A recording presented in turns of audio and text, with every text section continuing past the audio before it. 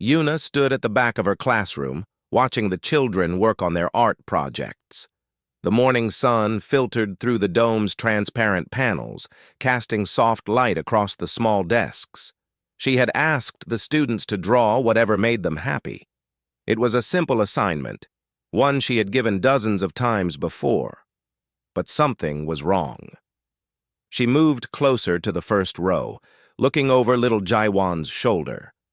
The 6-year-old girl was carefully coloring a figure in her drawing, a tall man in a dark uniform, his arms spread wide. Yuna frowned and moved to the next desk. Doyen, age 8, had drawn the same thing. Same uniform. Same pose. Same man. Her heart began to beat faster. She walked through the classroom looking at each drawing. All 23 children had drawn the same figure. Some drawings were more detailed than others, but they all showed the same person. A man in an old-style military uniform, standing with his arms outstretched like he was welcoming someone. When class ended, Yuna gathered the drawings and went straight to Administrator Dae-hyun's office. The older man looked up from his desk, his weathered face showing concern as she entered without knocking.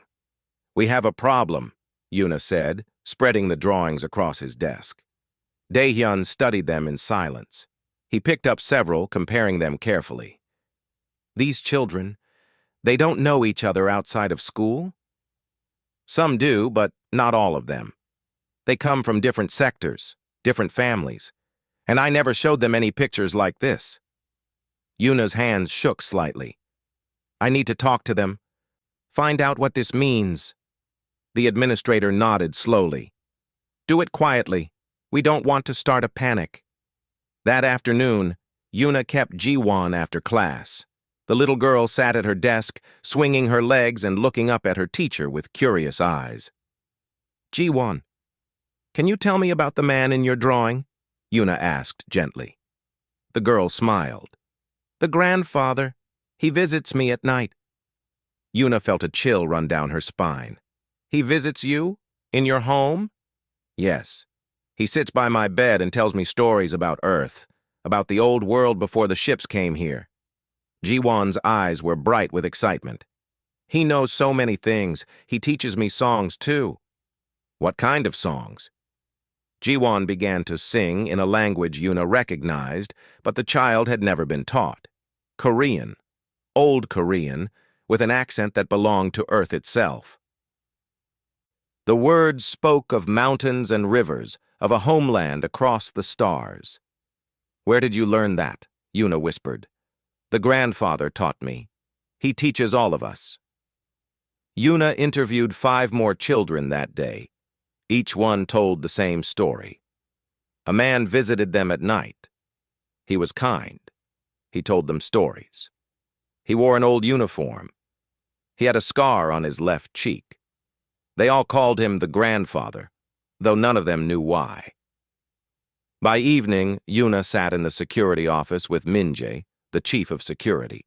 The dark-haired man reviewed surveillance footage from the family habitats, his face illuminated by multiple screens. "Nothing," he said after an hour of searching. "No unauthorized entries, no strange figures. The cameras show the children sleeping peacefully in their beds." "But they're all seeing the same thing," Yuna insisted. 23 children can't have the same dream about someone they've never met." Minjae leaned back in his chair. "Maybe it's something in the water, or the air recyclers. Dr. Hayawan should check them." Dr. Hayawan, the colony's child psychologist, had a different theory. She sat across from Yuna in the medical center's small conference room, her fingers steepled under her chin. "Mass hysteria," she said confidently. "One child imagines something, tells another, and it spreads. The drawings look similar because children influence each other, even unconsciously." "But the details," Yuna argued, "the uniform, the scar, the Korean songs that none of them have been taught. Children are more perceptive than we think. They might have seen old historical videos, heard adults speaking Korean in the marketplace." Dr. Haiwan's voice was patient, rational. There's always a logical explanation. But Yuna wasn't convinced. That night, she visited her friend Sunho, the colony's archivist. The old man was one of the first-generation settlers, now 67 years old. His office was filled with old data tablets and storage drives, carefully preserved records from Earth and the early colony days. "I need you to look at something," Yuna said, showing him a photograph of one of the drawings. Sunho put on his reading glasses and studied the image. His face went pale. His hands began to shake. "Where did you get this?" he asked quietly. "The children drew it, all of them. Do you recognize it?" Sunho stood up and walked to his archive storage. He pulled out an old data tablet, one of the originals from the colony ships. His fingers moved across the screen, searching through files that hadn't been opened in decades.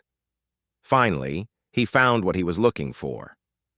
"Look," he said, turning the tablet toward her. On the screen was a photograph, a man in a military uniform, the same uniform from the children's drawings. Same dark fabric, same patches, same rank insignia. The photograph was 87 years old. "Who is he?" Yuna asked. "That's the uniform of the Earth Defense Force, circa 2160. They stopped using this design before the colony ships launched. I've never uploaded these images to the public database. No one under 50 years old should know what these uniforms looked like." Yuna felt the room spin slightly. "But the children drew it perfectly?" Sunho scrolled through more files. He stopped at a ship manifest. 3 colony ships were sent to Kepler 442b. 2 arrived and founded New Haven.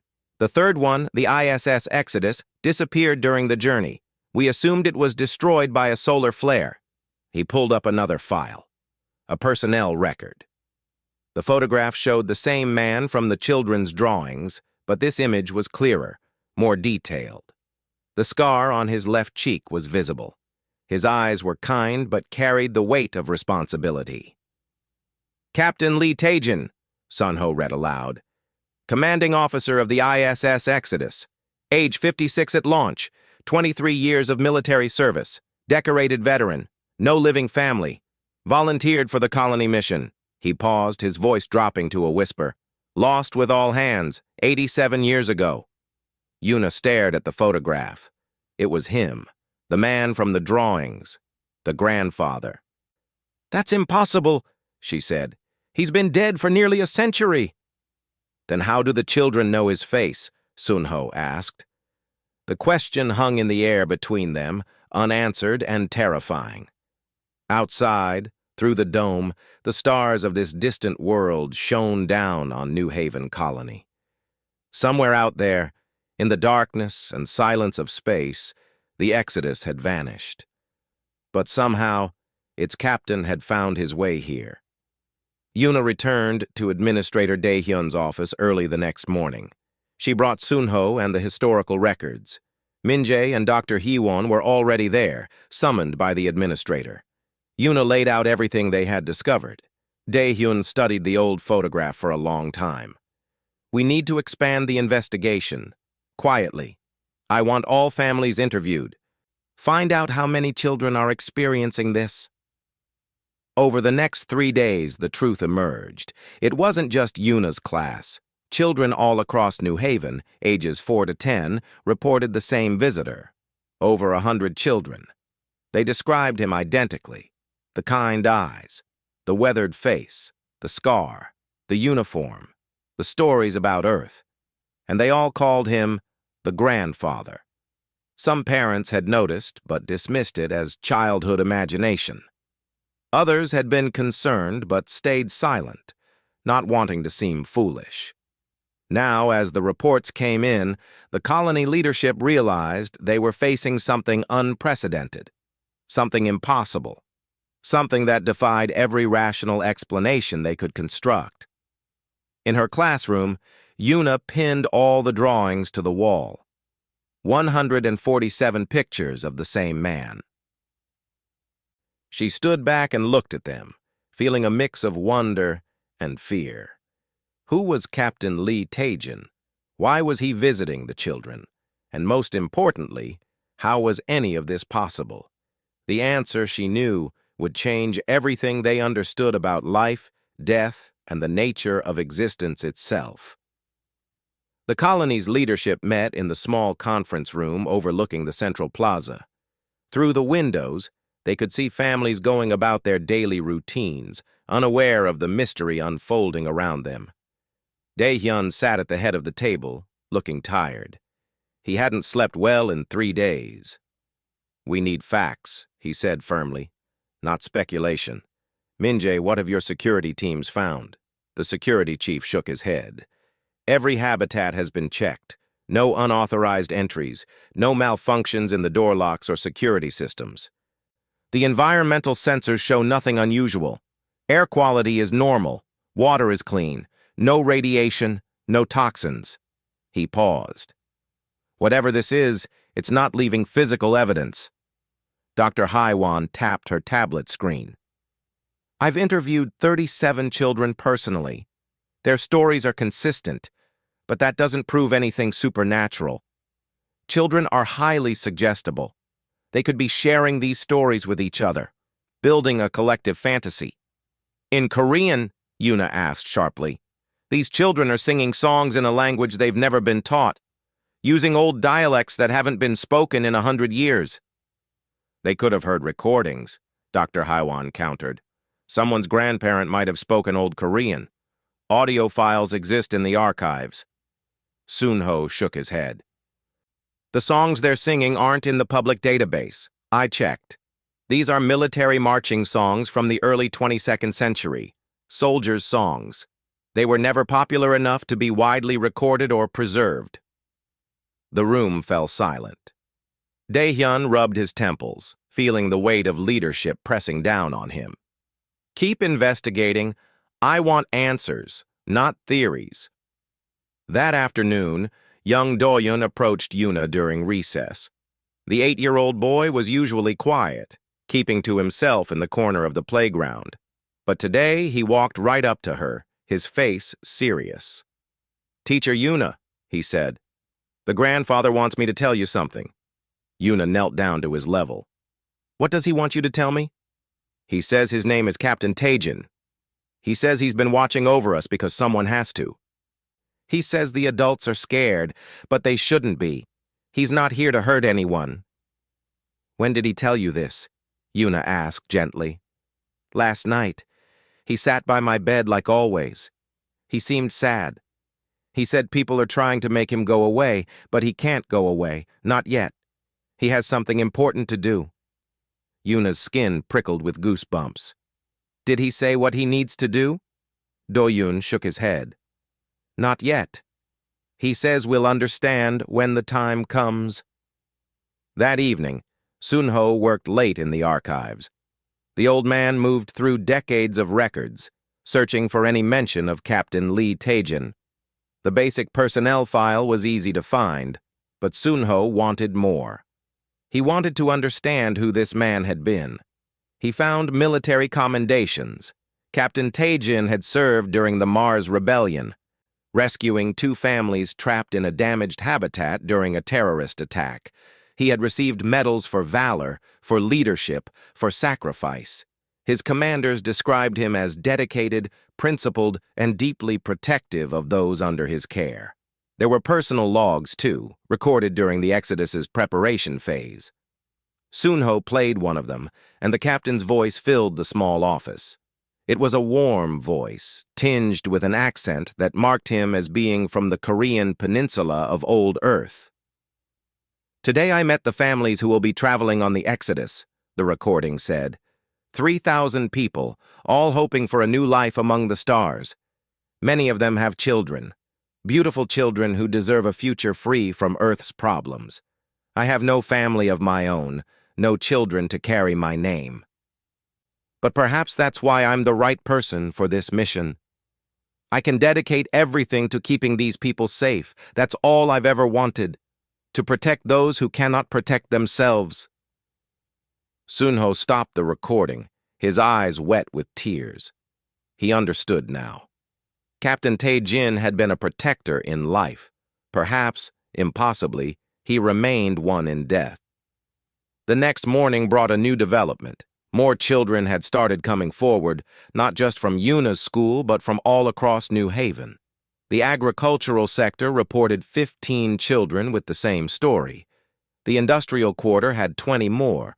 Even the remote science outpost, where families lived in smaller habitats, reported 6 children who spoke of the grandfather. Dr. Haiwan could no longer dismiss it as mass hysteria localized to one school. The phenomenon had spread too far, too fast, across communities with minimal interaction. She sat in her office, reviewing the data, trying to find a pattern that made scientific sense. The children's ages ranged from 4 to 10. After age 11, the visions stopped. Why? Brain development, perhaps. The younger mind was more open, more receptive to whatever was happening.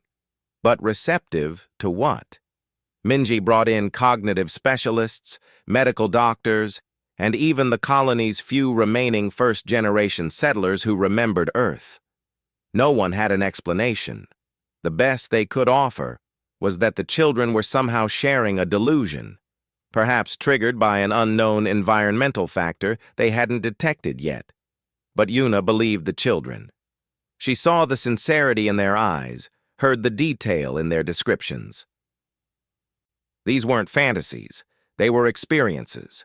Real experiences with something beyond normal understanding. She asked Ji-won to draw the grandfather again, but this time with more specific details. The little girl worked carefully, her tongue sticking out in concentration. When she finished, Yuna stared at the new drawing.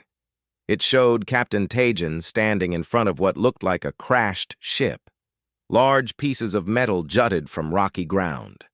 Mountains rose in the background, and there, in the corner of the drawing, Ji-won had written numbers. Coordinates. "Where did you get these numbers?" Yuna asked. "The grandfather showed me. He said this is where he fell. He said the mountain remembers." Yuna took the drawing to Sunho. The old archivist looked at the coordinates and felt his blood run cold. He pulled up a geological map of the planet. The coordinates pointed to a location 70 kilometers north of New Haven, deep in the mountain range they called Saijong. "That area has never been surveyed," Sunho said. "The geological reports marked it as unstable, too dangerous to explore." Dr. Kyung-soo, the colony's chief geologist, was brought into the investigation. The 45-year-old scientist had been monitoring minor seismic activity near Mount Sejong for months.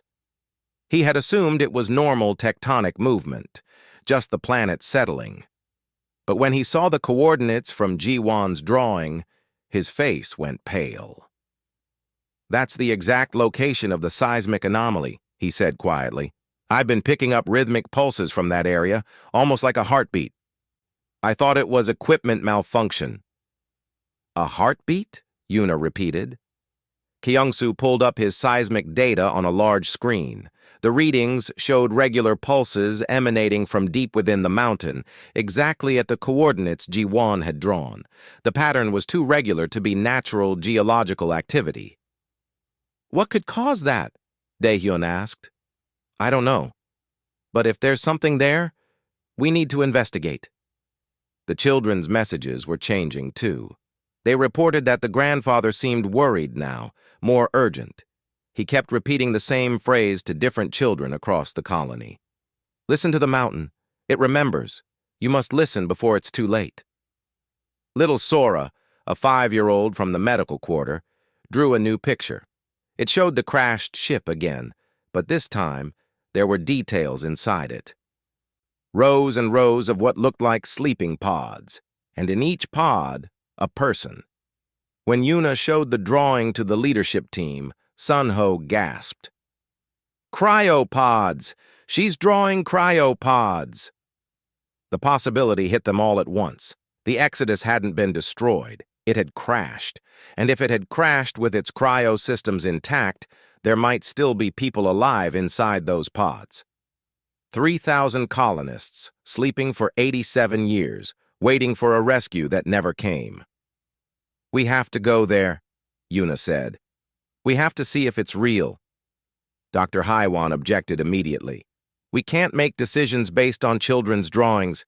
This could be a wild goose chase. It could be dangerous. The seismic readings are real, Kyung-soo insisted. Something is definitely there. And those coordinates are too precise to be coincidence. Daehyun made the decision. We'll send a small team. Min-jae for security, Kyung-soo for geological assessment, Sunho for historical verification, and Yuna, since the children trust you. I'm coming too, Dr. Haiwan said firmly. If we're doing this, we do it scientifically. Preparations took 2 days. They outfitted a rover with climbing equipment, drilling tools, and scanning devices.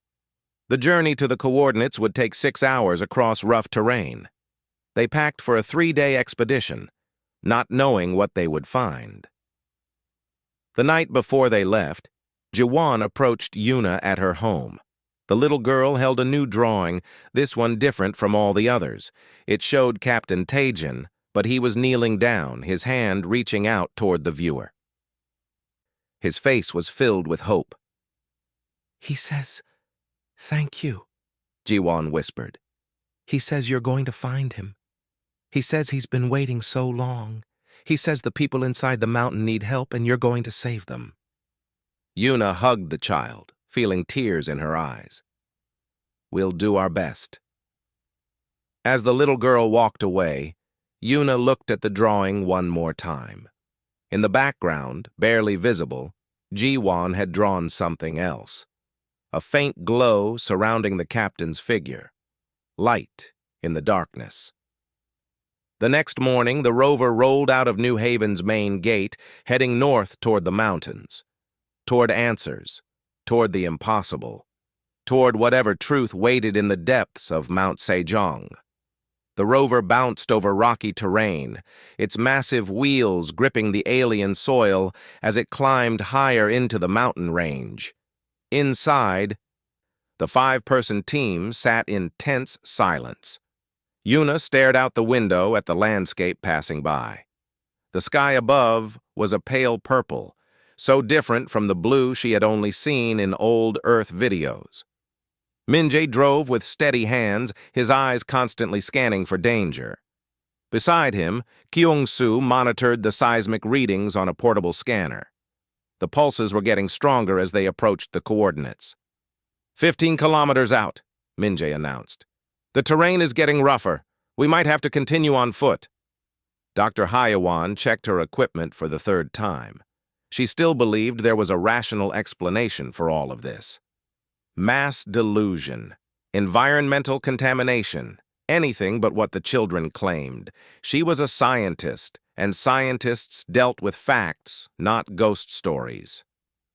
But even she couldn't deny the coordinates had been accurate, or explain how a 6-year-old knew precise geographical locations she had never been taught. Sunho sat in the back, clutching an old data tablet containing all of Captain Taejin's records. He had read them so many times in the past week that he felt like he knew the man personally. A soldier, a protector, someone who had volunteered for a one-way journey because he believed in humanity's future among the stars. "Look," Kyung-soo said suddenly, pointing ahead. Through the rover's windshield, they could see an opening in the mountainside. A massive cave entrance, partially hidden by rock formations and centuries of geological shifting. The seismic readings spiked on Kyung-soo's scanner. "That's it," he breathed.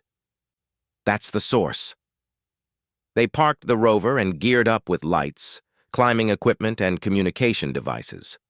The cave entrance loomed before them, dark and forbidding. Min-jae went first, his flashlight cutting through the darkness. The others followed single file. The cave was larger than they expected.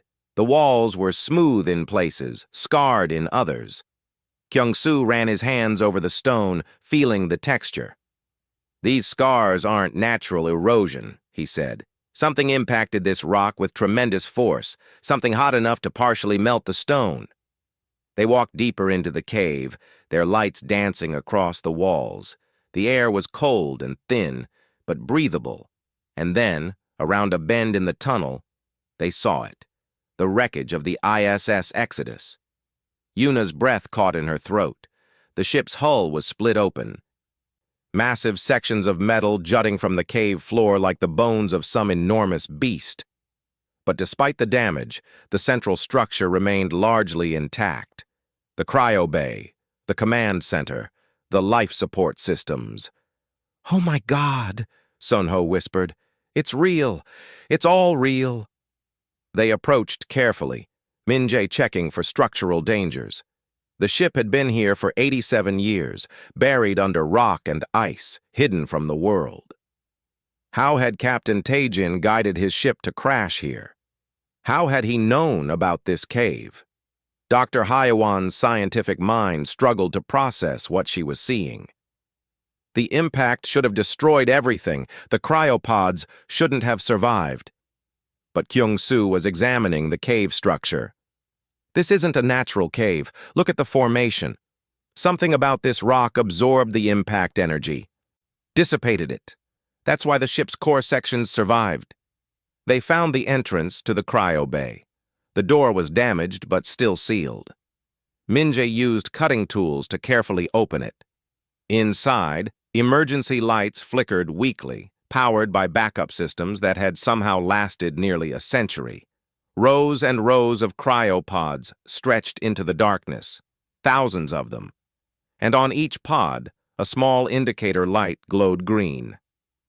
"They're alive," Yuna said, tears streaming down her face. 3,000 people. They're still alive." Sunho moved through the cryo bay like a man in a dream. He recognized some of the names on the pods, people he had known on Earth, friends who had chosen the Exodus while he had chosen New Haven. He had mourned them for 87 years. And here they were, sleeping peacefully, waiting to be awakened. Dr. Hyawan scanned the pods with her medical equipment. "The cryo systems are still functioning. Barely, but functioning. These people can be revived. They can actually be saved." They made their way to the command center. The door was jammed, but together they forced it open. Inside, the captain's chair sat empty. Control panels were dark, their screens shattered.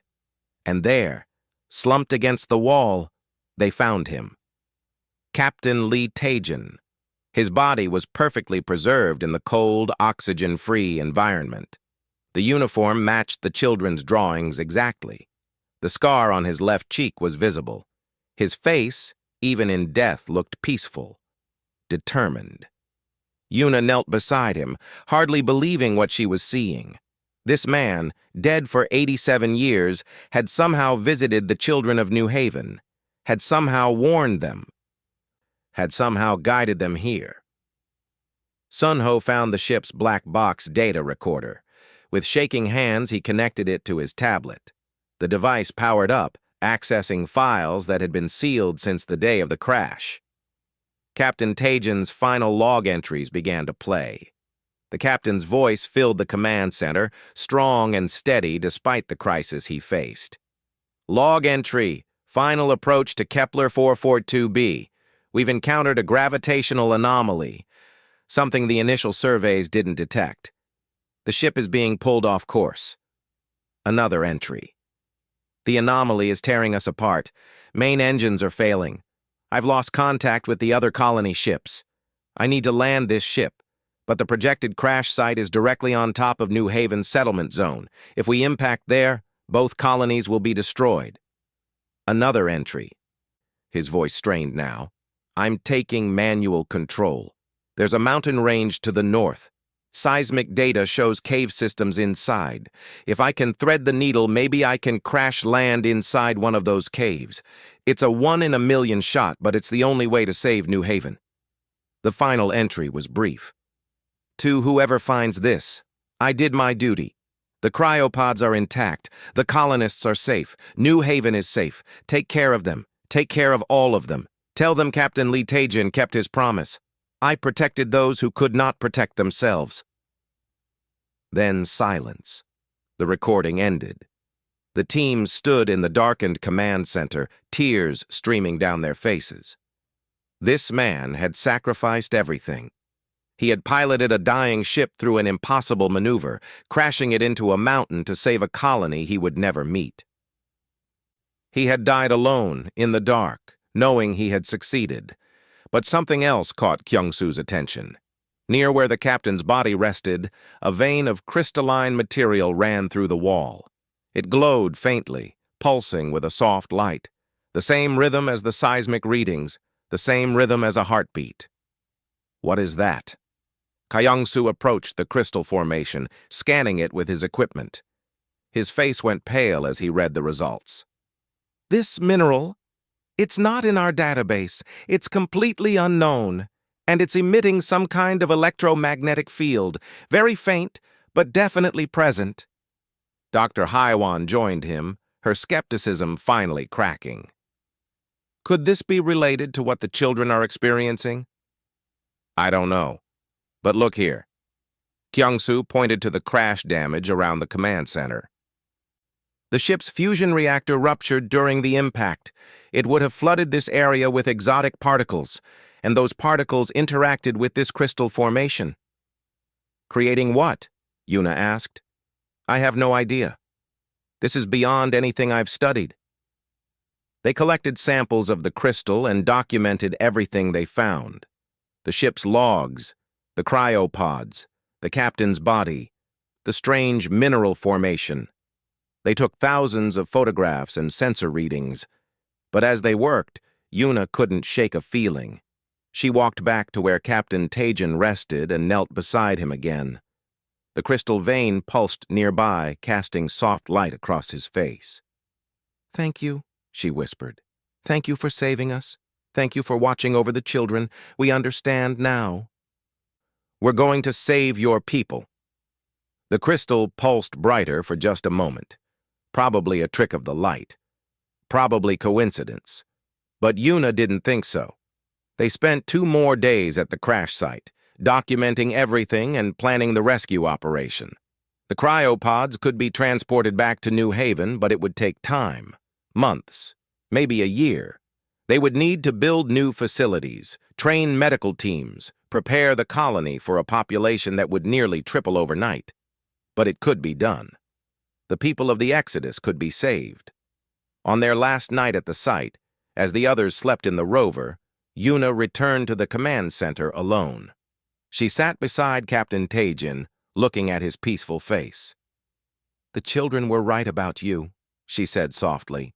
You're still protecting them. I don't understand how. I don't understand any of this. But I know you're real. The crystal pulsed its steady rhythm. And in that moment, Yuna could have sworn she felt something. A presence. Warm and protective, like a grandfather watching over his family. She placed one of Ji-won's drawings beside the captain, the one showing him with his arms outstretched, welcoming. The children made these for you. All of them. They love you, even though they've never really met you. Because somehow, you have met them. You've been watching over them, being the protector you always were. The next morning, they packed up and headed back to New Haven. But they left with a promise. They would return. They would save the Exodus colonists. They would honor Captain Taejin's sacrifice. As the rover descended from the mountains, Yuna looked back one last time. In the distance, the cave entrance was barely visible, but she knew what it held now. Hope, life, and a mystery that defied everything humanity thought it knew about death and consciousness. When they arrived back at New Haven, the entire colony was waiting. The children stood in the front of the crowd, holding their drawings. As Yuna stepped out of the rover, Ji-won ran to her. "Did you find him?" the little girl asked. "Did you find the grandfather?" Yuna knelt down and hugged her. "Yes, we found him, and he's been protecting you all along, just like he promised." The children cheered. And that night, across New Haven, they all reported the same thing. The grandfather had visited them one more time. He was smiling. He was proud. He said they were brave. He said everything would be okay now. But he also said something else, something that worried Yuna deeply. He said they needed to hurry. He said time was running out. He said the mountain was changing and soon it would be too late to save anyone. Dr. Hyawan stood in her laboratory, staring at the crystal samples they had brought back from the crash site. The mineral glowed faintly under her analysis equipment, pulsing with that same steady rhythm. She had run every test she could think of, and the results made no scientific sense. The crystal was emitting low-level quantum fluctuations, not random noise, but organized patterns, almost like information being transmitted and received. Dr. Hyawan had called in every scientist in the colony, and none of them could explain what they were seeing. "It's impossible," said Dr. Junho, the colony's chief medical officer. He stood beside her, reviewing the data for the 10th time. "Quantum effects don't work like this at macro scales, and they certainly don't pulse in rhythm with biological heartbeats." "But they are," Dr. Hyawan said quietly. Her skepticism was crumbling. Everything she had believed about consciousness, about death, about the limits of science was being challenged. "Kyung-Soo's theory is that when the fusion reactor ruptured, it irradiated this crystal formation with exotic particles. Somehow that created a field that could preserve information at the quantum level." "What kind of information?" Dr. Haiwan looked at him. "Neural patterns, memories, consciousness itself." The words hung in the air between them. Dr. Junho shook his head slowly. "You're saying Captain Tajin's consciousness was somehow recorded into the crystal at the moment of his death?" "I'm saying it's possible. We know quantum entanglement can preserve information across time and space. What if extreme trauma, combined with the right conditions, could create a quantum impression of a person's neural patterns? An echo of consciousness that continues to exist in the field. That's not just science fiction. That's magic." "Any sufficiently advanced science looks like magic," Dr. Haiwan replied. "And we're dealing with phenomena we've never encountered before." Meanwhile, Kyung-Soo was studying the seismic data with growing alarm. The rhythmic pulses from the mountain were changing. They were becoming irregular, more frequent. The mountain itself seemed to be warming up from the inside.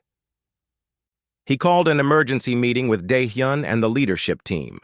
When everyone had gathered, he displayed his findings on the main screen. "The Exodus's fusion reactor has been in a state of slow decay for 87 years. The exotic radiation it released during the crash created the quantum field, but it also damaged the containment systems.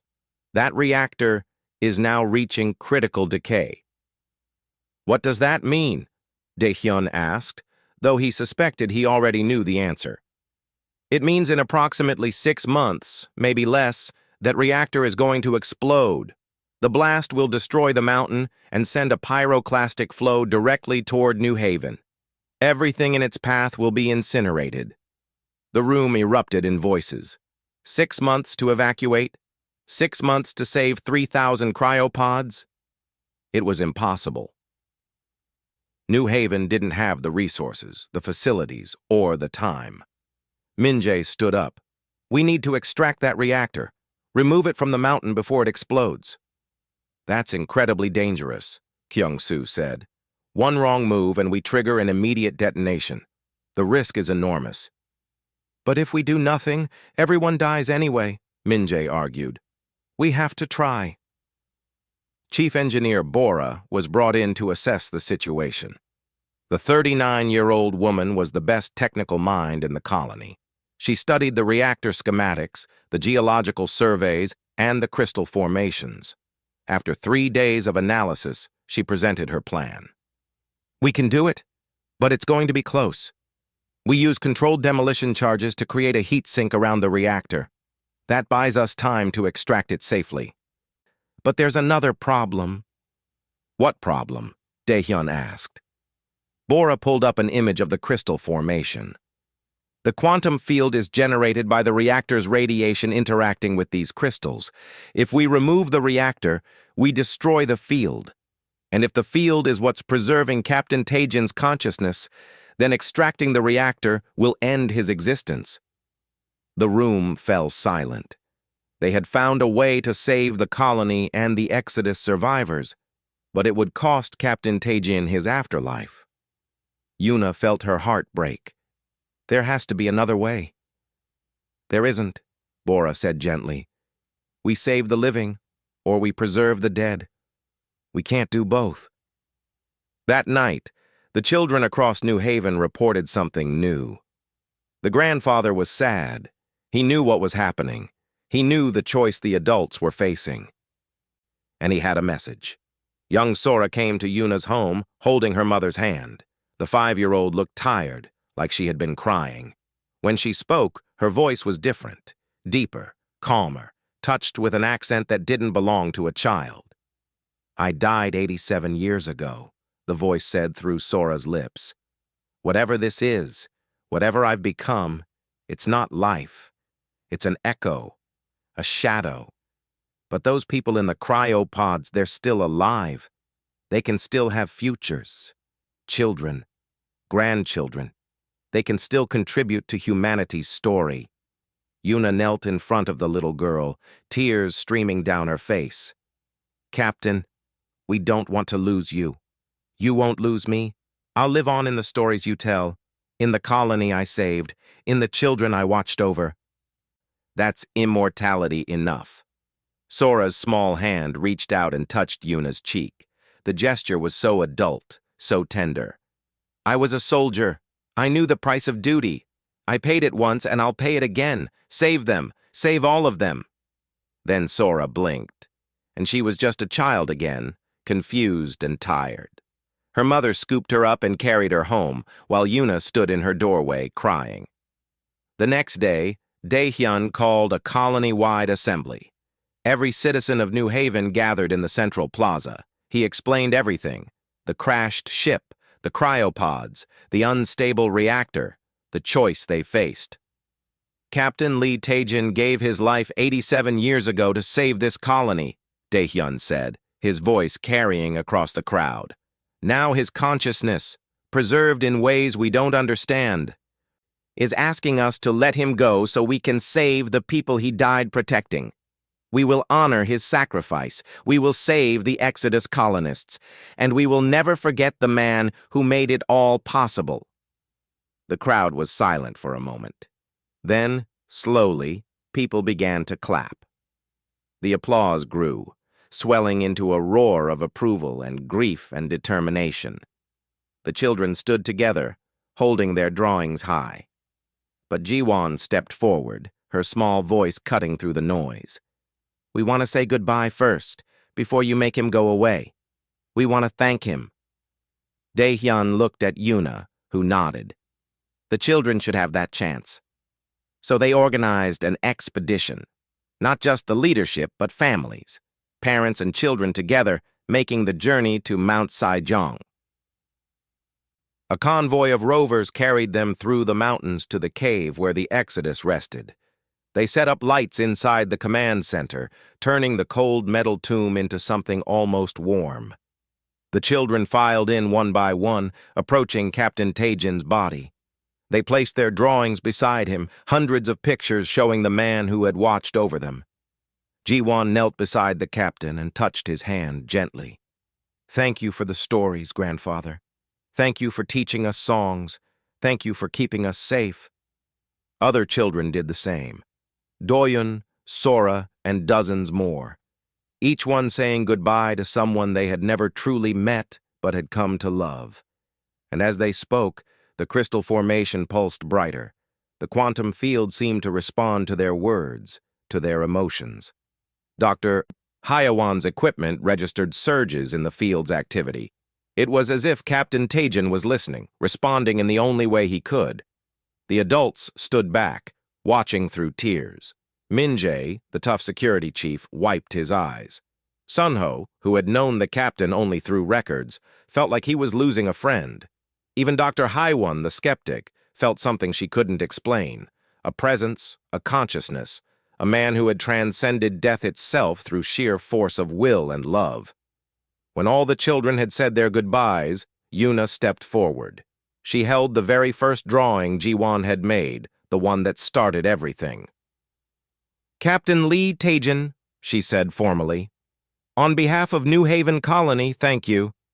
Thank you for your sacrifice 87 years ago. Thank you for watching over our children. Thank you for guiding us to save your crew. You fulfilled your duty beyond any reasonable expectation. You can rest now. We'll take it from here."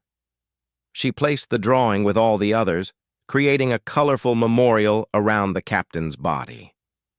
Then she stood and saluted, her hand crisp against her forehead. Behind her, one by one, every adult in the cave did the same. Even those who had never served in any military.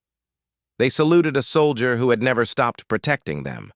The crystal pulsed one more time, brighter than ever before. And in that moment, every child in the cave gasped. They all felt it simultaneously. A wave of warmth, of pride, of love. A final goodbye from the grandfather. Then the field stabilized, returning to its steady rhythm. But something had changed. The presence felt fainter now, more distant. As if Captain Taejin had said what he needed to say, and was finally ready to let go. Over the next 2 weeks, Chief Engineer Bora assembled her team. They worked around the clock, placing demolition charges with precision, building the heat sink system, preparing for the most dangerous operation in the colony's history. The children stopped reporting visits from the grandfather. The drawings ceased, but they didn't feel abandoned. They felt like they had been released, allowed to grow up without a ghost watching over them. It was a bittersweet feeling, but it was right. On the day of the extraction, the entire colony held its breath. Bora and her team entered the cave, suited up in protective gear, carrying equipment designed to handle a dying fusion reactor. The operation would take 12 hours. One mistake could kill them all. Yuna waited with the other colonists in the plaza, watching the clock. The children sat quietly, holding hands, waiting to see if the adults could finish what the grandfather had started. In the cave, Bora worked with steady hands. The demolition charges fired in sequence, creating channels for heat dissipation. The reactor's containment field was reinforced with portable generators. Slowly, carefully, they began the extraction process. The quantum field fluctuated wildly. The crystals pulsed erratically. Dr. Hyawan, monitoring from New Haven, watched the field collapse bit by bit. Whatever consciousness had been preserved there was fading, dissolving back into the quantum foam from which it had emerged. And then, suddenly, all the children in New Haven collapsed. Panic swept through New Haven as hundreds of children fell unconscious at the same moment. Parents screamed, rushing to their fallen sons and daughters.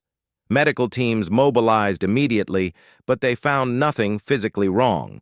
The children were breathing normally, their hearts beating steadily. They were simply unconscious, all of them, as if someone had flipped a switch. In the plaza, Yuna cradled Jiwon's limp form, tears streaming down her face. Around her, other children lay still on the ground. Parents clutched them, begging them to wake up. The scene was chaos and terror. Dr. Junho coordinated the medical response, but he knew what was happening. The quantum field was collapsing. Whatever connection the children had to Captain Taejin's consciousness was being severed, and the shock of it had overwhelmed their young minds. "Please," Yuna whispered, holding Jiwon close. "Please come back. Please be okay." In the cave, Bora didn't know what was happening in New Haven. She was focused entirely on the extraction, working with precision despite the sweat pouring down her face inside her protective suit. The reactor was loose now, suspended in an electromagnetic cradle. Just a few more minutes and they could move it out of the cave. The crystal formation was dying. The glow that had pulsed steadily for 87 years was fading, flickering like a candle in the wind. The quantum field that had preserved Captain Taejin's consciousness was unraveling, releasing its grip on the information it had held for so long. And in that moment of dissolution, something remarkable happened. Every child in New Haven simultaneously experienced the same vision. They saw Captain Taejin not as the grandfather who had visited them at night, but as he had been in life. Young, strong, full of purpose. They saw his memories flooding past like a river of light. They saw Earth, green and blue, before the Great Exodus. They saw the Mars Rebellion, people trapped and dying, and a young soldier risking everything to save them. They saw the years of service, the dedication, the countless small acts of kindness that defined a life of protection.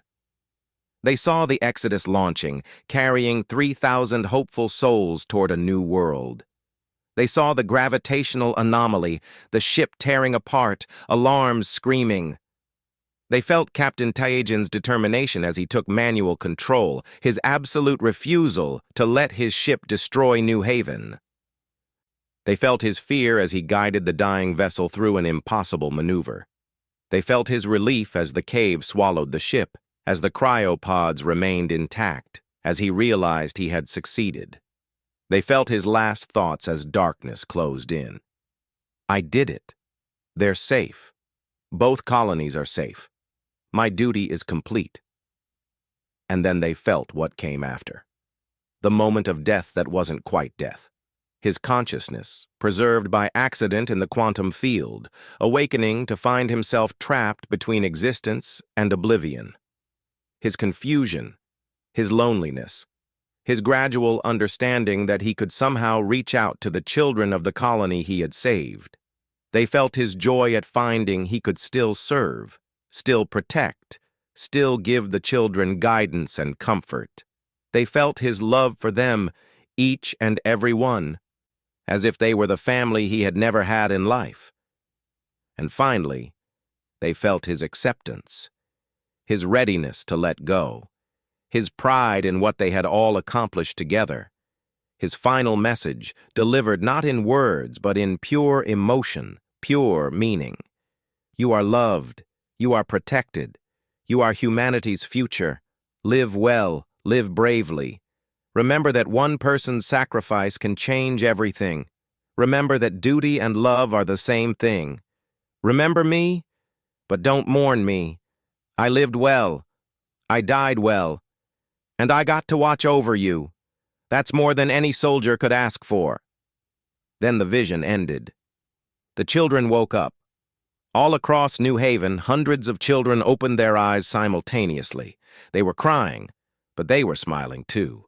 They looked at their terrified parents and said the same thing in the same tone, with the same ancient kindness. It's okay. The grandfather said it's okay. He said goodbye. He said he loves us. Yuna held Jiwon as the little girl woke, sobbing with relief. Are you all right? What happened? I saw him, Teacher Yuna. I saw everything. He showed us everything. He wanted us to understand why he did it. Why he had to go. Jiwon's eyes, wise beyond her years now, looked up at Yuna. He's not scared anymore. He's free.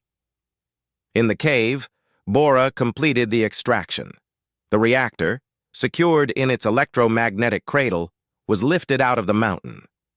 The crystal formation went dark, its glow extinguished forever.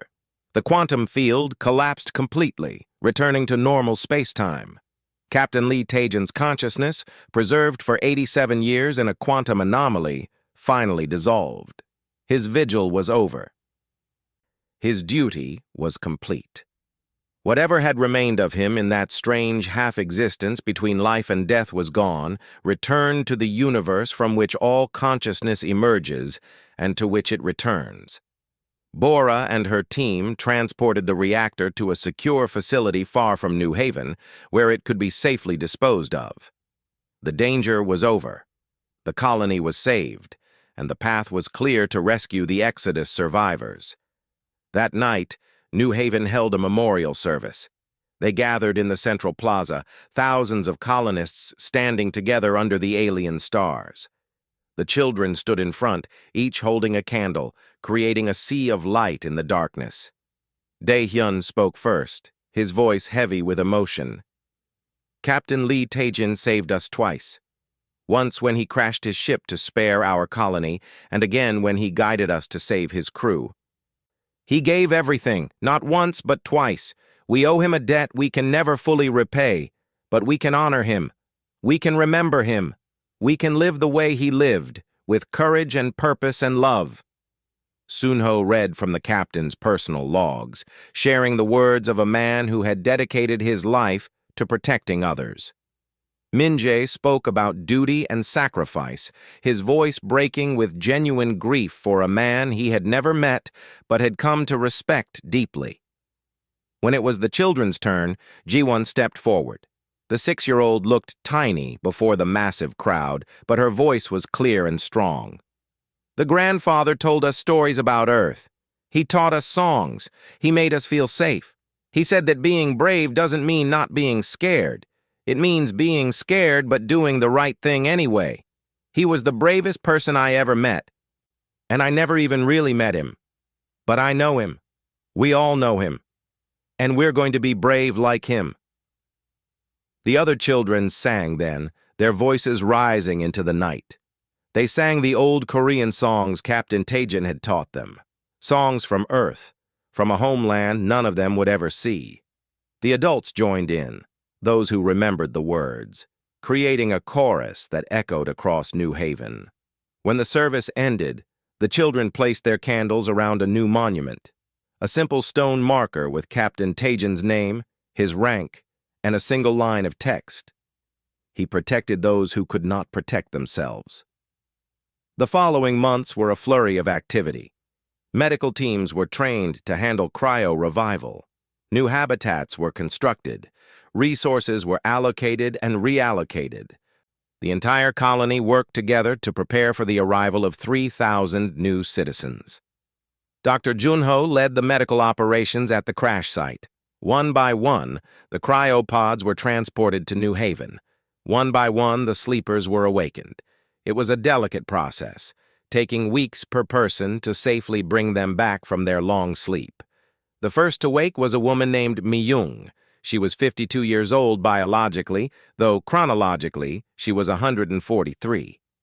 She had been in cryo for 87 years, and she woke confused, disoriented, and terrified.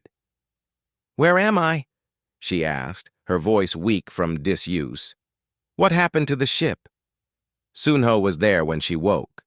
The old man took her hand gently. "You're safe. You're on Kepler 442b, New Haven Colony.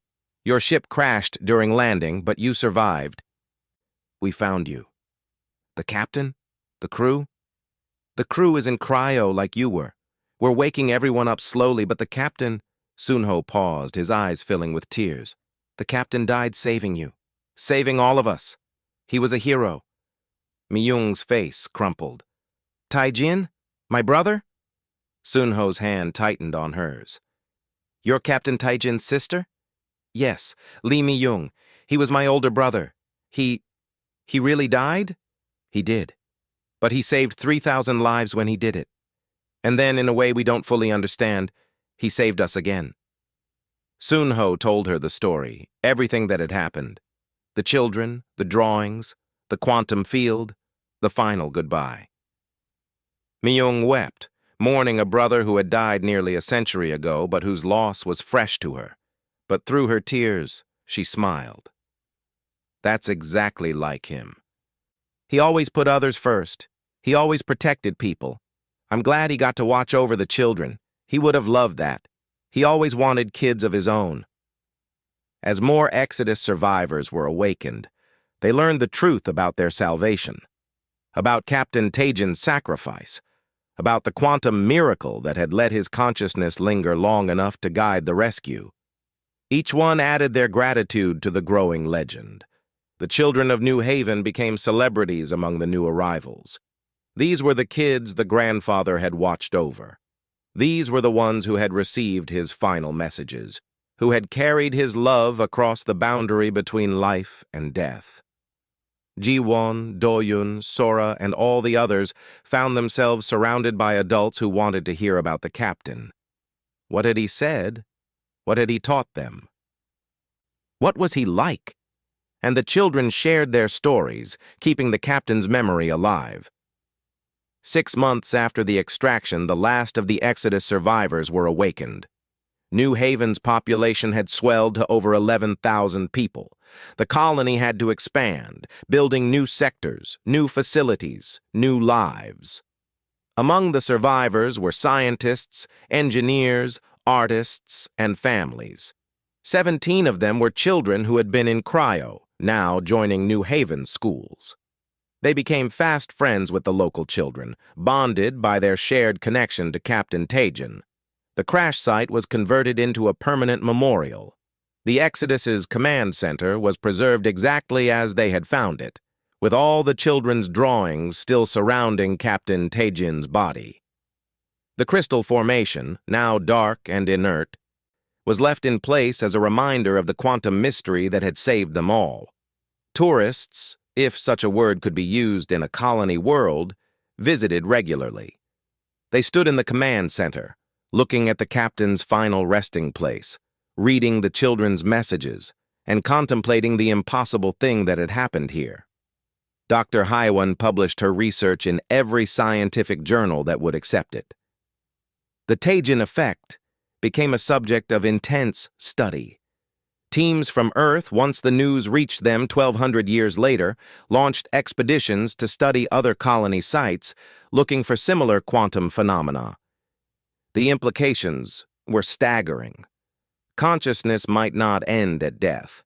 Information could be preserved in quantum fields. The universe might, in some sense, remember us. It changed humanity's understanding of existence itself. But for the children of New Haven, it was simpler than that. They had been loved by a ghost. They had been protected by a man who refused to stop being a soldier even after death. They had learned that duty and love were the same thing, and that one person's sacrifice could echo across generations. Jiwon kept all her drawings of the grandfather. As she grew older, she added new ones, pictures of her life, her achievements, her dreams. She kept them in a special book, and once a year, on the anniversary of the final goodbye, she would visit the memorial and leave a new drawing, showing the grandfather what she had become.